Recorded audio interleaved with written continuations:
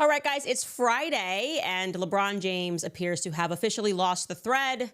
He doesn't want people to notice that his son is not performing well at the NBA level, at the big league level, which, by the way, should come as a shock to nobody because, like noticed, many people have noticed this, his son wasn't performing well before the NBA. So this is a little bit of nepotism. We're going to talk about that. Apparently, he freaked out because no one's allowed to criticize his son. No one's allowed to criticize Bronny. And so he freaked out on Stephen A. Smith courtside. And it's trending, and it's interesting. Also, yes, you guys, I have seen your emails and your tags on X regarding the Daily Wire co-CEO Jeremy Boring's tweet, which people are reasonably inferring to be about me and Theo Von and Ian Carroll on Joe Rogan. So I'm, of course, going to give you my response to that tweet. All that coming up on Candace.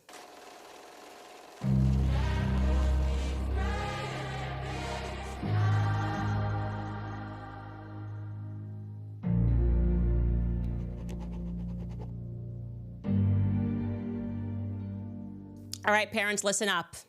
Listen up, parents. You never want to be the father at the Little League game that runs into the middle of the field and starts screaming at the ump over a bad call because it's just Little League, bro. It's not going to make or break anybody's life. And it's so embarrassing to your child. And I always think about that, you know, as my kids, now that I have so many of them, are growing up. And ironically, just a couple of days ago, I signed my 4-year-old up for T-ball. And I said to my husband, I signed him up for T-ball. You're going to take him. But look, you are not allowed to be that guy. You are not allowed to be that father at the T-ball game. And he seriously, my husband asked me, what is T-ball? These are like these fun moments of English and American marriages because obviously my husband Raj watches cricket. I have no idea really what cricket is. And he genuinely had never heard of T-ball. But of course, he wouldn't be that person. And beyond that, I want to say this to parents. Please do not pressure your children to do what you are doing in life, okay? Greatness cannot necessarily be transferred. Neither, by the way, can mediocrity. That is to say that some rather mediocre people can birth individuals that go on to do great things, and some great people can birth people that go on to do mediocre things. And it's not a problem. Everybody is different, and what people want and desire out of life is very different. So in case you are not a sports person like me, I'll say that right at the top, I'm not a sports person, I'm a common sense person. Let's just discuss the facts regarding Bronny James, LeBron James Jr., that is LeBron James's firstborn son. And I want to be clear here that it was entirely an act of sheer nepotism that brought him into the NBA. So for clarity, I would say LeBron James sort of wanted to sketch his firstborn son in his name and likeness, so to speak. And early on, by the way, I mean, this kid was like 10 years old and he was playing basketball, and LeBron James spoke about how he was getting all of these offers and it was sort of inappropriate. And I want to say two things here. From the business side of things, for a bunch of colleges to be wanting to draft him, makes sense. The marketing potential to have LeBron James Jr. is there. So there is a business consideration of saying, like, honestly, just having you here, no matter how great you are, or maybe you're just average, it doesn't matter because there is, like I said, strong brand potential. Bronny, of course, did play basketball in high school. And I want to be clear, he was good. Like, he's not a bad player by any stretch of an imagination. He is good. He averaged around 14 points per game at the high school level. And for those of us rather, who remember high school and cheer-led, like if you were scoring 14 points per game at that level, you're good. Again, not exactly a necessary free ride to the NBA. You're not exactly going straight to the NBA. You're nowhere near going straight to the NBA. In fact, for comparison, his father, LeBron James, averaged 31.6 points in his senior year of high school. That's why he was drafted right away. Kobe Bryant averaged 30.8 points in high school. Kyrie Irving, 26.5 points per game. Michael Jordan, 25 points per game. He's one of those stories that, like, you know, he kind of went up from there. And yeah, so, but still 14 points per game. There's no reason to hate. He plays basketball and he's good at playing basketball. And I'm sure he was very fun to watch when he was in high school. Beyond high school, he played just one season at USC. Now, you guys don't remember the press on this. He had like that cardiac arrest, terrible event. And right when he was beginning to play for USC, then he got better and he was able to play, I think, something like 26 games. But he averaged, during those games, he averaged less than 5 points per game. In his lone season at USC at the collegiate level, he averaged less than 5 points per game. And that was apparently all the NBA needed to see, okay? I want to be clear here that not even LeBron James can deny what happened next was an act of sheer nepotism, because in 2022, LeBron James told The Athletic, quote, "My last year will be played with my son. Wherever Bronny is at, that's where I will be. I would do whatever it takes to play with my son for 1 year. It's not about the money at that point." So what is he saying? He is saying, this is my dream. Me, LeBron James, the dad, the father, this is my dream. I don't even care about the money. I just want that moment of playing with my son. And sure, that's sweet, okay? I love a little fairy tale. I love a little, daddy and me fairy tale of playing together. But to pretend that he didn't say that, to pretend that didn't happen, to pretend that there was no consideration for the Lakers or any team that was looking at LeBron James, that like he is saying that no matter what, this must happen, or he's not going to play. It's a nonsense. You're just gaslighting the public, okay? Sure enough, in 2024, Bronny signed a 4-year, $7.9 million contract with the Los Angeles Lakers. He was the 55th pick of the NBA draft. And if you're wondering if there were other motivations with that pick, well, I can tell you this. He was picked on the very same day that LeBron James agreed to an extension with the Los Angeles Lakers, that making them the first father-son duo in the history of the NBA. And to be clear, that's what that was about. It was the story. They wanted the story. They didn't care about the practicality, the potential movies that would be written, the movie scripts that could be written in the future. They wanted the feelings. They didn't really care so much about the facts in that moment. By any means necessary, I don't care about the money. I want to make this happen, okay? So LeBron James's dream was realized. I'm saying, again, LeBron James' dad's dream was realized in October when, on the opening day of the Lakers season, he was able to play with his son. And the headlines of that moment met the emotions of the moment. Here was the press coverage on that day via the Associated Press. Quote, "LeBron James and Bronny James became the first father and son to play in the NBA together Tuesday night during the Los Angeles Lakers season opener. LeBron and Bronny checked into the game together with 4 minutes left in the second quarter, prompting a big ovation from a home crowd aware of the enormity of the milestone. LeBron had already started the game, and he had played 13 minutes before he teamed up with his 20-year-old son to make history." Okay, beautiful. Love that. Obviously, LeBron James is the 39-year-old top scorer in NBA history, while LeBron James Jr. was a second-round pick from the Lakers last summer. As I said, they reiterated in these articles that they were the first father and son to play in the world's top basketball league at the same time, let alone on the same team, which is just, woof, this is amazing. But here's the thing.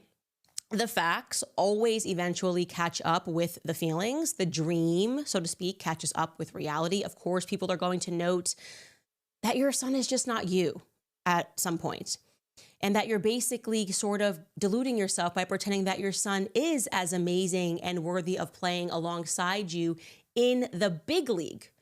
Now, I should be clear that Bronny is playing primarily for the Lakers G League team, the South Bay Lakers. And those of you that don't know much about that, it's essentially like the minor league team where you're supposed to develop your skills and potentially play for the big league one day. They can, the big league, the Lakers can call you up. They can call up their G League players if they need them. And at the G League level, he's playing great. Like he fits in there at that level. I think he's something like the number 4 scorer overall on the G team roster. And like I said, that's good. But what makes Bronny unusual is how much playtime he is getting on the Lakers team. Okay, Bronny is starting games for the Lakers. He's played thus far in 18 games this season. And here's the rules. Let me tell you how it works. If you want to play in the big leagues, then you're going to have to deal with big league criticism, okay? No one gets to go around that. You don't get to say, well, my daddy's LeBron James, and he says I shouldn't have to listen to any criticism at all. So recently, on January 28th, Bronny played again for the Lakers alongside his father against the Philadelphia 76ers, and he played for 15 minutes straight, and he did not score a single point. Now, apparently, according to Stephen A. Smith, it's sort of this unspoken rule that even in the world of sports commentating, you're not really allowed to criticize LeBron's son, okay? And Stephen A. Smith obviously has been a sports commentator forever. He told the truth about Bronny's performance. He said that he started getting a ton of text messages from people who were like, you can't do that, you can't question, because he's looking at the situation going, why is his dad putting him through this? You know, he's now at the NBA level. Of course, there's going to be criticism, and you can't just cry your way out of this. Your son's going to be criticized. If you do not score a single point in 15 minutes, it's open season. And here is what Stephen A. Smith said specifically that eventually sets LeBron James off. Take a listen. I am not a person that had a problem with Bronny James being on the court for the season opener with LeBron James. That was a phenomenal moment to see a father on the court with his son who has NBA aspirations playing together for the first time in NBA history. The Griffeys in baseball, Ken Griffey Sr. and Jr. were in attendance for it. It was a special moment.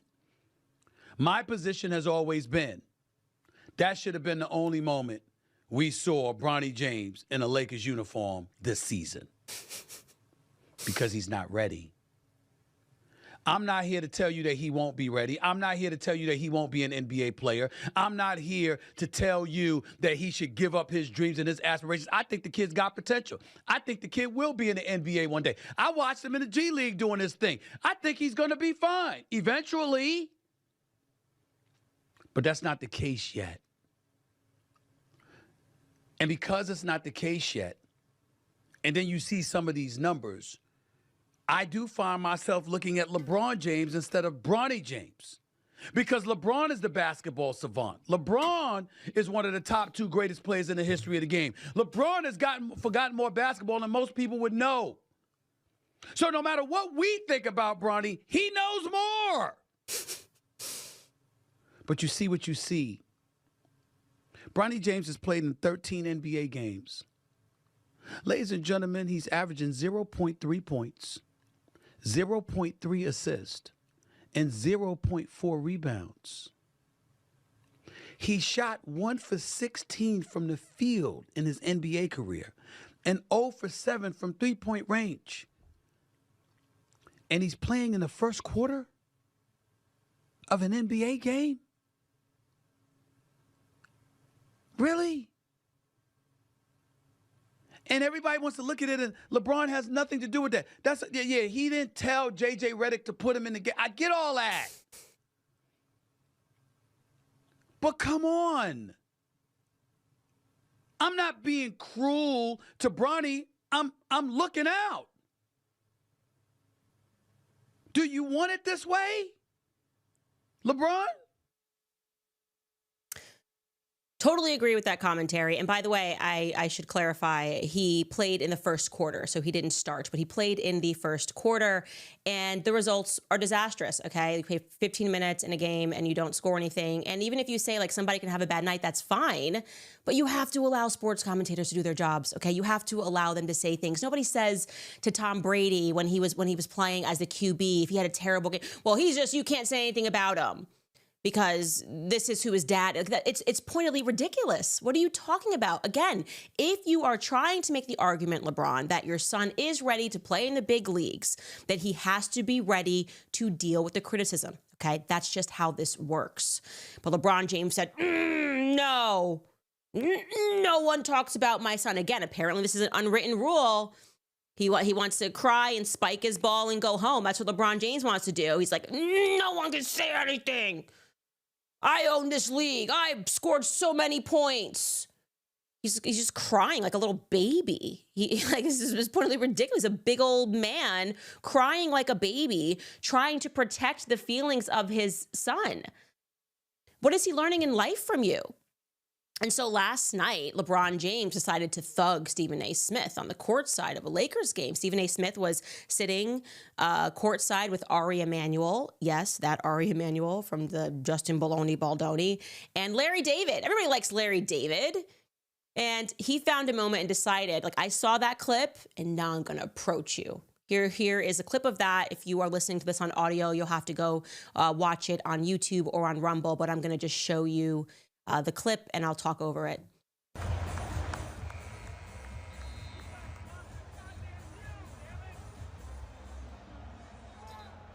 So you can see he's very angry, and the social media has determined, these expert lip readers, and it does look like he says exactly this, that he told him, keep my son out of this ish, bro. But he said the S word, keep my son out of this ish, bro. So like he pulled the Will Smith to Stephen A. Smith.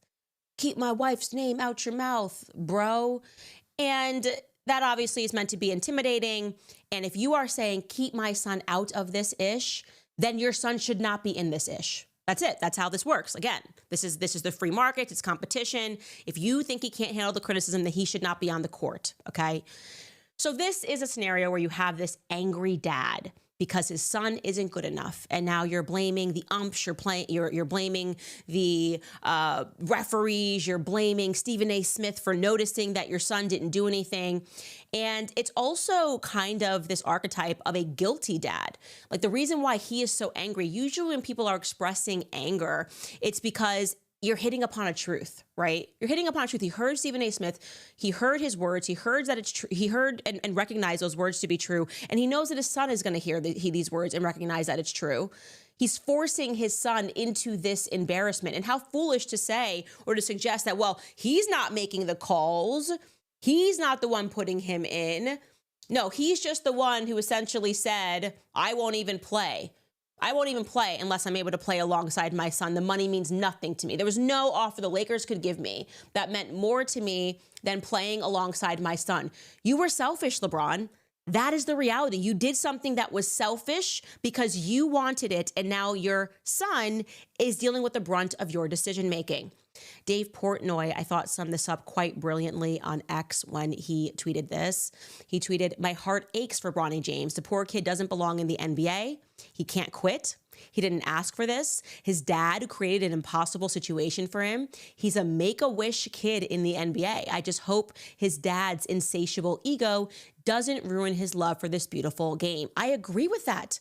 That is a totally sensible commentary. Bronny doesn't actually deserve any of this heat, but LeBron fully does. And that's why he's so angry. He knows he deserves this. It is an insatiable ego that put your son in this circumstance in the first place. And he's just basically saying, stop noticing. Pretend my son is brilliant at this game to make me happy in my final years on the court. And people are not going to do that. But I want to say this. You can be mad at me all you want because that's okay. I can actually deal with criticism.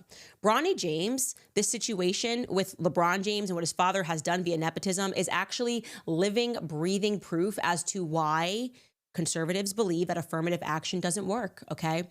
When you give people opportunities or put them into circumstances that they haven't actually earned, when it's not a meritocracy and you force someone into a position that they haven't actually earned and you artificially place them into places that they don't belong, disaster, it can be the only endpoint.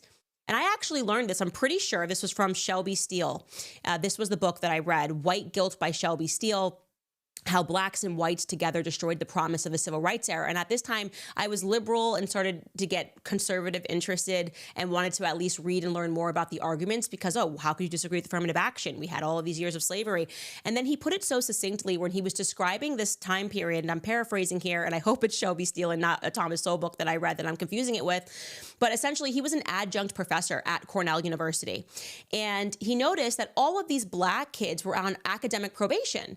And he thought that was very strange. And he went to go investigate, like, why are all of these black students on academic probation? And what he learned was that while these students were some of the most brilliant in the entire nation, because of affirmative action, they were placed into schools that they wouldn't have gotten into otherwise. So you force them to be at Cornell University, and they're competing now with peers that aren't really their peers. Whereas if you had allowed them to be where they're supposed to be, maybe they would have been at a different university that wasn't Ivy League, they would have been at the top of their class. So it's exactly what's happening with Bronny, right? You've artificially placed him amongst a group of people that he's not supposed to be with. He can't play at this level. And so for him, he walks away and he feels like a failure. He feels like, I'm on academic probation. I can't ball. Why am I doing the sport? And it completely deflates these individuals. And Shelby Steele, when he investigated this, he was speaking about how so many of these kids then just dropped out. But imagine if they went to like the University of Rhode Island, they would have been like graduating cum laude and would have been like, yeah, I'm amazing. And would have had the confidence that they deserved because, like I said, he assessed that they were something like in the the top 90 percentile of all students, but were artificially placed at Cornell University where they were failing amongst their peers. Bronny is making this mistake. He is making this mistake.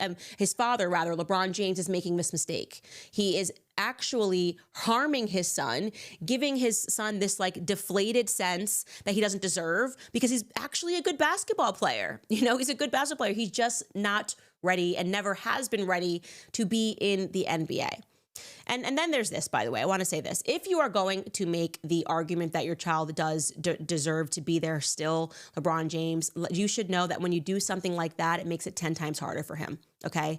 Because that's daddy crying. That's like daddy saying, like, we're rich and powerful and you will do and say and give my son the grades that he deserves, even though he doesn't deserve them. And now he's got to go back to the G League team. Everybody's watched this moment. Everybody knows this moment is about him. And what do you think how that feels? When the dad freaks out at the Little League game and he yells at someone, the commentator, the ump, whoever it is, how do you think that child feels when he goes amongst his playmates after that? He feels more out of place. He feels like he's not wanted. He feels like everybody is looking at him like, oh, well, you know, I would correct your game, but I don't want your daddy to yell at me. I don't want your daddy to come and scream at me. Like, come on, man. This is just the price of success and fame. And if you think about this trade-off, I don't really feel bad for Bronny, okay? Because his life is amazing. He is one of the most privileged people ever. He's even in the NBA because of his remarkable privilege. And so if the worst thing you think your son has to deal with in life is a little bit of criticism, then you are way too privileged, LeBron James. I mean, like, there's like real life happening outside of the NBA. It's okay. He will survive Stephen A. Smith criticizing him, rightfully so. If this is his cross to bear in life, your father is so famous that people are noticing that you don't belong in the room that your father put you in. Yeah, I'd say that is it's a pretty good life. So LeBron, stop crying. Seriously, stop crying. And Bronny, I hope you're able to get out of this situation in some regard. And just know that I agree with everybody saying that the issue really is your father. It's not you. And you shouldn't allow this to make you think that you don't have worth. You're just in the wrong room. And secondly, you shouldn't allow this to make you hate the game or dislike the game or want to run away from the game because you were good. You just didn't need daddy to give you a leg up in life. All right, guys, I want to throw it to our sponsors, Good Ranchers, because since 2017, over 140,000 family farms in the U.S. have shut down. A lot of the meat in grocery stores isn't coming from American farms anymore. It's actually being imported from overseas where mass production and low costs take priority over the quality. It's time to spring into action and put American farms first because nothing beats American quality. That's why I love GoodRanchers.com. Good Ranchers meat is born, raised, and harvested right here in the USA from local family farms, so you know exactly where it comes from. It's free from hidden additives. There's no antibiotics ever, no added hormones, and no seed oils, just simple, trustworthy ingredients that you can feel good about feeding your family with. And at GoodRanchers.com, you can also check the exclusive Candace Owens box, try my hand-picked selections, support my show, and directly support American ranchers. So go to GoodRanchers.com/Candace to shop today. Right now, when you subscribe to any of their boxes, you will get free bacon, ground beef, seed oil-free chicken nuggets, or salmon in every order for a year. You'll get to pick which one you want, plus you'll get $40 off when you use my code Candace at checkout. And seriously, this is the best offer Good Ranchers has ever given, and you won't find it anywhere else. So go to GoodRanchers.com, promo code Candace. Also, the IRS is upon us. The IRS is the largest collection agency in the world, and with April 15th fast approaching, it's more aggressive than ever. In 2025, enforcement has ramped up, and if you owe back taxes or have unfiled returns, waiting is not an option. The longer you do, the worse it gets. Ignoring your tax troubles is the worst thing you can possibly do. Getting ahead of this now is the smart move, but never contact the IRS alone. Instead, let the experts at Tax Network USA handle it for you because not all tax resolution companies are the same. Tax Network USA has a preferred direct line to the IRS, which means they know exactly which agents to deal with and which to avoid. With proven strategies to settle tax problems in your favor, whether you owe $10,000 or $10 million, Tax Network USA's attorneys and negotiators have already resolved over $1 billion in tax debt. Talk with one of their strategists today because it's free. Call 1-800-958-1000 or visit tnusa.com/Candace. Again, that's tnusa.com/Candace. All right, speaking of not spiking your ball and going home, obviously I have endured and seen all of your tweets and your videos and the journalists and the reporters which are calling out this tweet that went out from Jeremy Boring a firm I used to work for at the Daily Wire. So just to back this up, obviously I was promoting yesterday on the show for whatever, this was just obviously just the way it worked out, but I did Theo Von's show, which was hilarious and very fun. And we showed you clips of that. And it was like a 3-hour podcast. And at the same time, running parallel to that, Ian Carroll did Joe Rogan's podcast. And people began connecting the dots here because obviously with absolutely no coordination at all between the parties, both of these podcasts were released within hours of each other. And a very small portion of my conversation was about Israel. And I would say a larger portion, but again, not the majority of the conversation, was about Israel and our allegiance to Israel.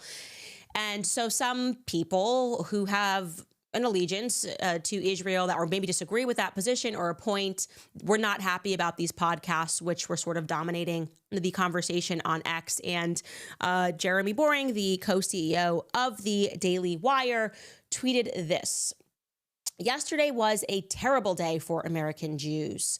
The embrace by so many prominent voices of demented, conspiratorial, anti-Jewish voices is one of the saddest, most alarming events in my lifetime. This way lies madness, and worse than madness, do not let the times cost you your soul. Audience capture and unchecked tribalism are tools of the devil. Paranoia and revisionism are too. Even if they really are out to get you, heck, even a righteous cause can lead us to evil if we don't guard our hearts in the quest. The wicked often prosper, and the temptation to prosper often tempts us to join them, but only God offers the richness of salvation, and he already became for us the only Jewish scapegoat for our sin and fear. Leave the rest of them alone. Okay, so you guys know my response to this. Look, I am a believer in free speech. I am a believer in the free markets. I'm going to consistently be a believer in the free markets and in free speech. And what I will say is that some people read that and it perhaps resonated with them and they want more of that content. And if you want more of that content, you should follow Jeremy Boring on X and follow him in other endeavors. You know, I think our conversations, and again, I think it was rational to assume that these were about me and Ian. I loved the podcast on the other side of that. Like, my personal opinion is the podcast between Ian and Joe Rogan was super interesting, and they both seemed really upbeat and happy. And Joe Rogan seemed very excited. I finished it last night. It took me a couple of days to get through it, but he seemed really excited in a way that I haven't seen him in a while, because they were just speaking about ideas, even like just kind of like the permission to think and to know things and what books to read. And I was totally engaged. And I know that something like 1.5 million of you, maybe more today, that was yesterday, watched me and Theo Von's podcast. And I just want to focus on what I am putting out there. That's what the free markets is, right? So love that for Jeremy. Want you guys to follow Jeremy Boring for more of those considerations. And if you would rather, or at the same time, it doesn't even need to be an either or. If you want to watch my stuff and Theo Von's stuff, I want you to be open to do that too. I thought we had a really good time on Theo Von's podcast, and I think Ian Carroll had a great time on Joe Rogan's podcast. And so just to share another clip of the Theo Von podcast, because again, I am about putting out there what I like and what I believe in. And I got to tell you, sometimes McDonald's slaps. I love McDonald's. And I didn't realize how absolutely hilarious this clip was of Theo Von until after the fact, because his brain works in very mysterious ways. He just says a lot of stuff that's super funny. And one of the things was me asking him about what his order is at McDonald's. I wanted to know who he was. And here's how that went. Take a listen. I need to know, what's your meal at McDonald's? I judge everybody by this, so be very careful. Me, I do a double hamburger, which isn't on the menu, but you can get it with pickles and ketchup. Do you add any Big Mac sauce to that? No, I don't know who's making it back there. It depends. Okay. If Big Mac himself is back there, I'll take a couple That's an okay ounces. order. I mean, it's not fun, but like, it's okay. Yeah, it's kind of sad though, but I'll tell you this, I used to get 2 milks with it. Milks? Yeah.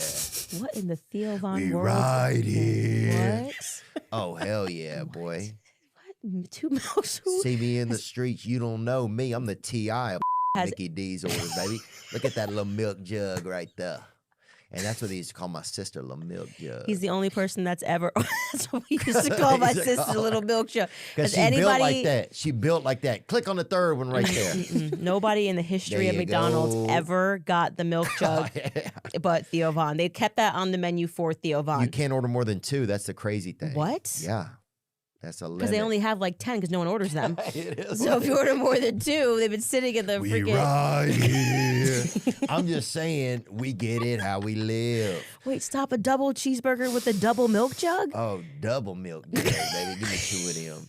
And the lady be like, you really want to? I'd be like, yeah. And then we would laugh a little bit. I'd tip her. It still makes me laugh. There's so much that happened there. Why did they call his sister Little Milk Jug? Because she's shaped like a little milk jug. That's Theo Von for you guys. I think he's just such a hilarious comedian, and his brain works in mysterious ways. Actually, my producer told me that there was a tweet on the internet. I should credit the person. We should have pulled it. But they said Theo Von utters at least 1 sentence a day that has never been uttered in human history. And I think that pretty much sums up Theo Von. Like, I probably eat McDonald's once a year, traveling or something, but I would not order the milk jugs. And I find that to be more problematic than anything. And I think we got to get to the bottom of why he is ordering milk jugs at McDonald's. Anyways, you guys all love, and I hope you guys enjoy that full episode. Moving on now, Blake Lively is going to have to deliver her pound of flesh for A Simple Favor 2. And this is going to be very interesting to watch. I think already, obviously, her PR team is trying to make it look like she's a victim and she's scared. Like, come on, dude. She's not terrified of anything. She popped up on an A-list red carpet to an event that she was not required to be at in the form of the SNL 50th anniversary. And there's a bunch of celebs there, and her husband told a joke. So this is kind of trying to make the public feel bad. Like, oh my gosh, she's now has anxiety about going out in the public. And like I said, sometimes your actions have to meet up with your consequences. They got to run into each other occasionally, right? And then you just introduce them and go, yeah, hey, we actually are kind of related. And so the Daily Mail is running this headline saying that she's terrified. She's absolutely terrified, you guys, ahead of the Simple Favor premiere. The insiders, otherwise known as her PR firm, are wanting people to know that she's terrified. But what's interesting is thinking about how this is going to harm Anna Kendrick. That's her co-star in Simple Favor 2. And essentially, and I've actually been reading this, Anna Kendrick is very upset with how this has been handled. Obviously, she knows it's going to impact the success of the movie, something that she doesn't deserve. And she basically is upset because Blake Lively apparently fought for top billing in this film. And these are things that we don't even consider as the public, but even when you see a movie poster, that's a fight between people of who's going to be on the movie poster, who's going to be presented as a star of this film, what level are they going to be on, how small is the picture going to be on. And now that we know that Blake Lively is quite aggressive in general during these movie negotiations, it was revealed that she was similarly aggressive about The Simple Favor 2, and she wanted to be featured prominently. And I'm sure maybe she would have had a different opinion about that if she had known which way this Justin Baldoni suit was going to go in terms of the public. But she is indeed now due to, you want to be front facing, you have to be front facing, and she is going to have to walk the red carpet. Now, listen, I want to be clear. They will prepare for that a million different ways. They will tell journalists what they can and cannot ask. Her PR firm will only walk her up to certain friendly journalists. So this apprehension is kind of, like I said, just trying to make people feel bad. And I think it's kind of perfect karma that now there's this apparent friction between her and Anna Kendrick, like real friction with her co-star, because she wanted Blake Lively to address her ongoing battle with Baldoni. And she could have pulled out of this lawsuit a long time ago. They're already taking it way too far. There obviously now is this big elephant that's in the room that no one wants to acknowledge, and they're going to walk this red carpet and not acknowledge it unless, of course, Ryan Reynolds walks the red carpet with her and makes a couple of Ryan Reynolds jokes, a couple of Deadpool jokes in his perfect style. My guess is she's not going to bring him because he's almost more disliked than she is, and that her promo game is just to pretend that she's really scared of the public now, when she was the person who initially wanted all of this to be publicized because she was so confident in her power and her husband's power when it came down to It Ends With Us. Speaking of which, a filing which the public is not reporting on just yet It looks like Justin's team has responded now to Sloan PR. So Sloan PR, just to bring you up that chart again, is the PR firm that has been repping Blake Lively and Ryan Reynolds for like a decade, which made those text messages that Ryan Reynolds sent so funny. Like, hey, it's Leslie. Hey, Leslie, don't worry. I won't do or say anything about Justin Baldoni. That's not what we want. We don't want any publicity. It was like so fake to me. It looked totally like doctored messages ahead of them dropping the New York Times article so that they could say they had nothing to do with it. Obviously, it looks like they had plenty to do with it. And so anyways, the Sloan parties want out. And if you're paying attention to these legal arguments that are being made, they're essentially making this argument that like trade secrets could be exposed if they were subpoenaed. And Brian Friedman's team has been like, what trade secrets are you so concerned are going to be exposed? Like the trade secret that you helped plant an article in the New York Times about, and it was nasty. Is it going to be like trade secrets of text messages between you and Blake and speaking about Taylor Swift and laughing? Like, what are we going to see that are the trade secrets that are going to be exposed? So they have been trying to quietly exit this lawsuit by basically saying, we're not needed here. We're just the PR firm. And it's like, actually, this entire lawsuit, as Judge Lehman accurately pointed out yesterday, comes down to PR. Like, you're not getting out of this lawsuit. I'm saying this obviously with absolutely no authority, but like I said, judging on his statements yesterday, Judge Lehman saying that this is coming down to PR people, I highly doubt that they are going to allow them to wiggle their way out of this, nor should they. And so in their response to Leslie saying, we want to be dropped from this because we're women, she keeps making these weird feminist weak arguments. Wayfarer parties wrote this. They wrote, the conspirators, referring to first aim to win plaintiff Blake Lively total control over the film. So he's like, Leslie Sloan, you are implicated in trying to get her the control that she wanted over the film. It ends with us by means of extortionate threats to go public with her baseless claims of sexual harassment. That effort wholly succeeded. Having seized complete creative control over the film and its marketing, Lively had only herself and her publicist, Leslie Sloan, and Sloan's company, Vision PR Incorporated, to blame when her disastrously tone-deaf marketing efforts for the film plowed her public reputation straight into the ground. In a desperate effort to salvage Lively's reputation and to escape her wrath, the Sloan parties conspired with Lively and consolidated defendants Ryan Reynolds and the New York Times Company to make scapegoats of the Wayfarer parties for Lively's woes. On information and belief, the Sloan parties worked for months to drop breadcrumbs and hints of sinister allegations to the public, while secretly feeding defamatory falsehoods to any reporter who would listen, including Megan Twohey of the New York Times. As a direct result of the actions of the Sloan parties and their co-conspirators, the Wayfarer parties have been damaged beyond measure. Their reputations are destroyed, their businesses lie in tatters, and their own film was taken from them.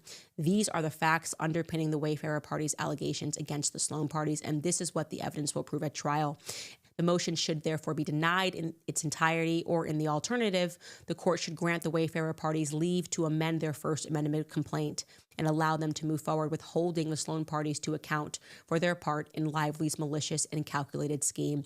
I mean, it's so well said. It would be insane to let them out of this lawsuit, and they are correct. There were all these breadcrumbs first. It's how the public even found out that there was drama, and Leslie Sloan has very strong connections at TMZ, at Page 6, and she basically planted all of these ideas.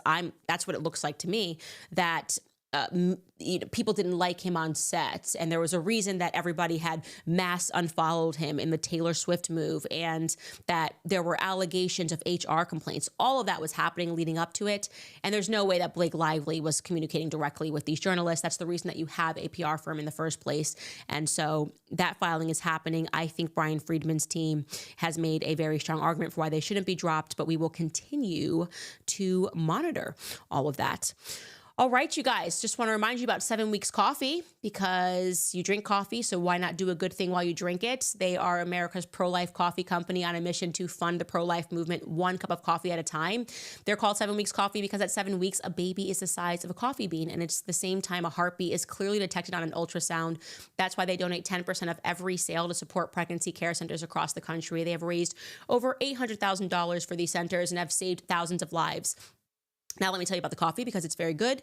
I'm picky about what I put into my body, especially right now. Being pregnant, their coffee is mold-free, pesticide-free, shade-grown, and low acid, and it's organically farmed, so it truly checks all the boxes. And right now, when you subscribe to 7 Weeks Coffee, you'll receive a free limited edition Lent tote designed to be a daily reminder to pray, fast, and drink 7 Weeks Coffee during this Lenten season. So go to 7weekscoffee.com and save 15% forever when you subscribe. Plus, exclusively for my listeners, if you use code Candace at checkout, you'll get an extra 10% off your first order.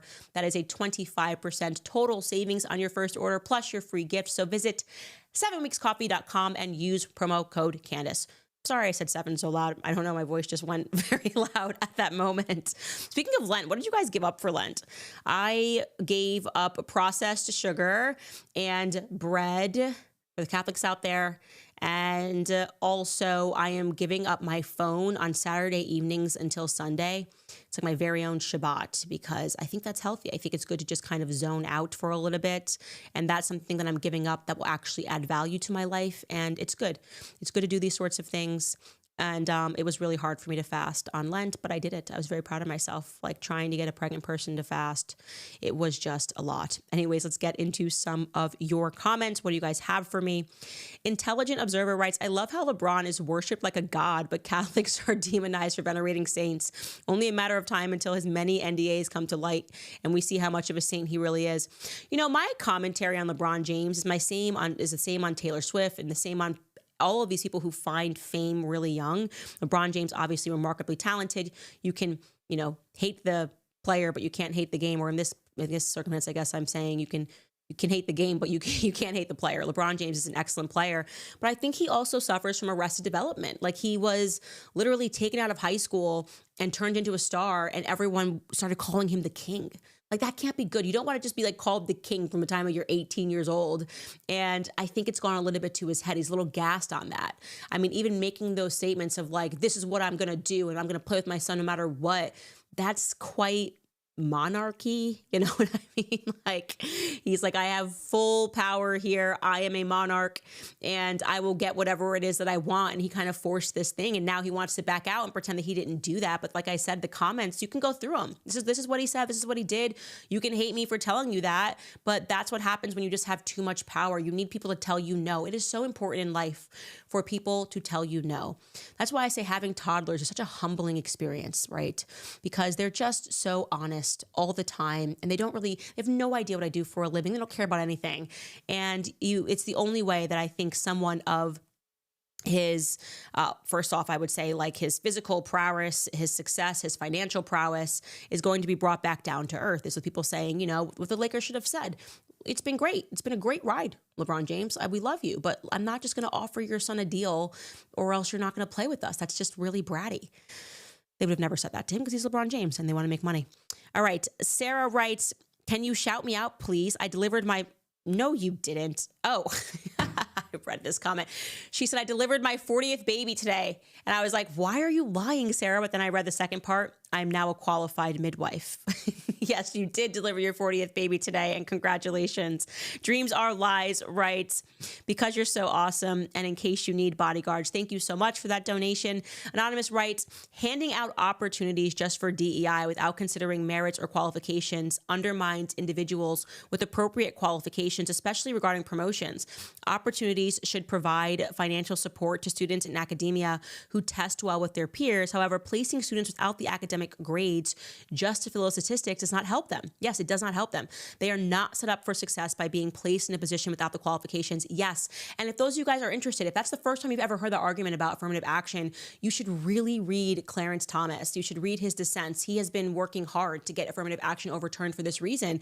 He's not saying Black people don't deserve anything. He is saying you're harming these students who are plenty capable themselves and sometimes are so great and would be at the top of their classes somewhere else. Stop forcing them where they don't belong. Like Bronny, maybe he just belongs in the G League. And like I said, he's, I think, the number 4 scorer on his G League team, which is great, competing amongst his peers. That is the whole point, is like, do not deflate their sense of self, their sense of worth for no reason when they aren't bad. He's not bad. He just doesn't belong playing alongside his father just because of his father's ego. So I hope that makes sense. And I genuinely hope that Bronny takes that to heart and that his dad never does that crass thing again he could have done that privately.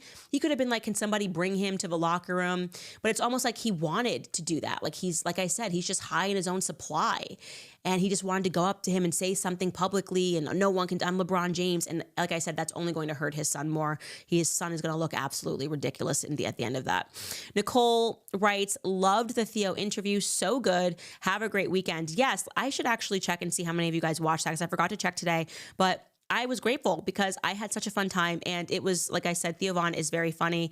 And if you like it, you like it. If you don't, you don't. Like I said, that's how the free markets works. I'm not going to spike my ball and go home. People are allowed to criticize me. People can say things about me. And I just have to accept that if one day, like if I'm in the podcast big leagues, and if one day people don't want that anymore because they don't like what I'm offering, then that's my own fault, you know? And so I appreciate, we've already had such an amazing year and we really are having so much fun. And so we will end that there, reminding you guys, if you want to go to CandaceOwens.com and support independent journalism, you can get my book. It's available for pre-sale. Make him a sandwich. Gems in here. Gems. You will love this as I break down the feminist movement and everything that is wrong with it, because we've been sold a bill of lies.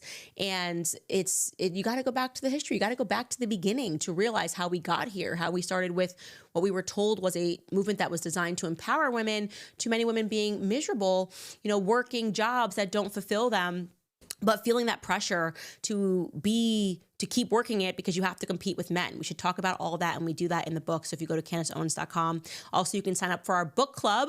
We are still reading. I think next week we meet again. And guess what, guys? The live chat is going to be ready for my book club people. We are still reading Chaos. It's amazing. I love it. This is, I think also, by the way, that is what Joe Rogan and Ian Carroll spoke about, because Tom O'Neill was on Joe Rogan's podcast. That book is incredible. It will totally blow your mind about everything. So even if you don't join the book club and don't want to speak about the book with me, you should read it because it's great. But only read it after you read my book, which is available for pre-sale. So me first, Tom O'Neill. Tom O'Neill is doing way too great right now. And what else do we have going on the website? But yeah, the live chat is going to be ready, which makes me so excited because I felt like we needed that. And we're just going to keep making the book club bigger and greater. And it's already big, which is incredible. I never expected so many people to sign up right away. But I love it. And then you guys see in the comments here asking, when is the Harvey stuff coming back on the show? I am sorry to have kept you waiting that long. It takes so much time to read through these transcripts. And literally last night, my baby boy got sick, vomited everywhere. They picked up a bug. They have these like indoor play stuff things in Tennessee, and they're just grimy at the end of the day. And my son, first, my older son was sick. And then my youngest son, who's just a year and, how old? Gosh, I was like a year and 4 months. Crazy. Time really flies. He got sick, honestly. And then he got sick this morning. Literally 2 hours before we went live, guys, I had vomit on my sweater like I was Eminem, like it was mom's spaghetti. It was crazy, but it wasn't mom's spaghetti. It was baby's vomit. So it's just kind of the price of being a mom. You just got to go, okay, everything's got to stop for a little bit. We'll kick it to next week. But I promise you on Monday, barring anything crazy that happens over the weekend, I will have the time to go through the transcript. We are moving on to Jessica Mann, who is the second person. She put Harvey in jail for 3 years. And it's crazy. Every story just gets crazier and crazier. And I maintain my position that Harvey Weinstein was wrongly convicted as an act of social justice for the Me Too movement, not an act of true justice, which is what we fight for here on this show. All right, guys, we will see you on Monday.